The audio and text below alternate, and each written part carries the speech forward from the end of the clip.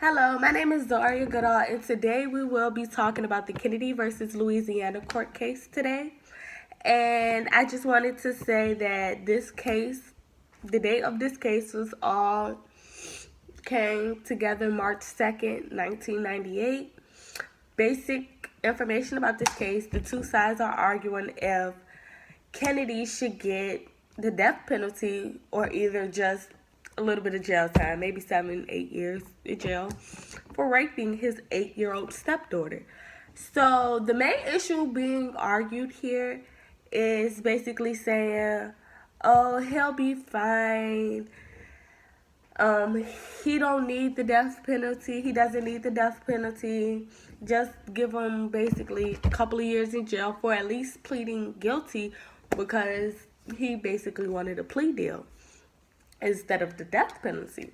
And he wanted to take it to trial basically to prove that he did not basically rape his stepdaughter, which he already pleaded guilty to, but his stepdaughter went and changed her story for him because he told her to change her story. They're basically trying to find a way to keep him on the death penalty instead of letting him be released from jail. So basically, the court decision wasn't really effective. They basically wanted to retrial him. He wanted a retrial after the death penalty sentence or whatever. And so basically, his new trial, the old trial began August 2003, when the girl turned 13 years old. She testified that she woke up in one morning and Patrick was on top of her. So basically, all the evidence is right there with the little girl. They're fighting to give him the death penalty, and he's still saying he shouldn't get the death penalty because it wasn't a murderous crime. He raped a little girl.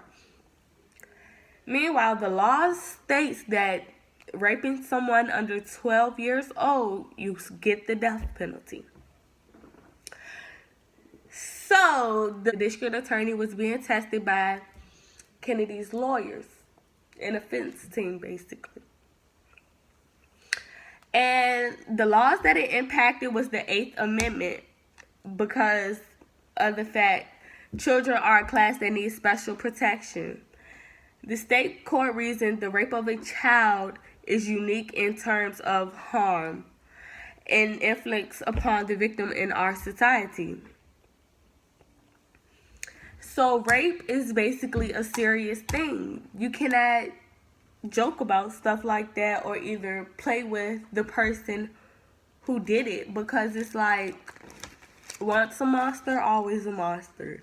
And it's just as if, like, you can't think you're going to get away with something so simple. Not even simple. So it's just like he just thought he was going to get away easy with, oh, he raped an 8-year-old girl. It's nothing. That's what he thought. But at this point in time, it's very serious, because as you can see, the Louisiana law says that if you rape someone under the age of 12, a murderous or either a non-murderous crime, if you're raping them, you still get the death penalty. So with that being said, the 8th Amendment is applicable to the states through the 14th Amendment, provides that excessive bail shall not be required, nor excessive fines imposed, nor cruel and unusual punishment inflicted. The amendment proscribes all excessive punishments, as well as cruel and unusual punishment that may or may not be excessive. And the court explained in Atkins, in Roper, and Supar at 5060 that the 8th Amendment, protection against excessive or cruel and unusual punishment, flows from the basic precepts of justice that punishment for a crime should be graduated in proportion to the offense. So it's like they're basically testing the amendment, trying to get away with the crime, and that was not the case. So currently, he was being retried, and Oregon gave the Jefferson's Parish District's Attorney Office 180 days to reindict Kennedy or release him.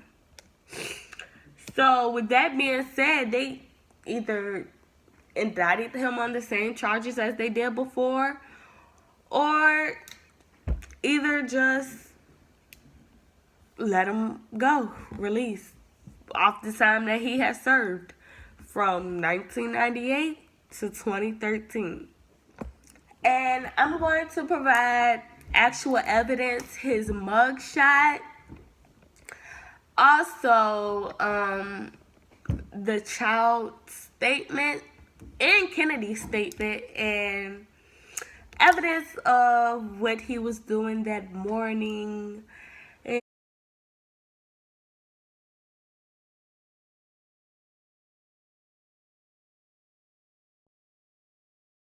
and stuff like that. And it's just a whole lot that you all get to see this court case, Kennedy versus Louisiana.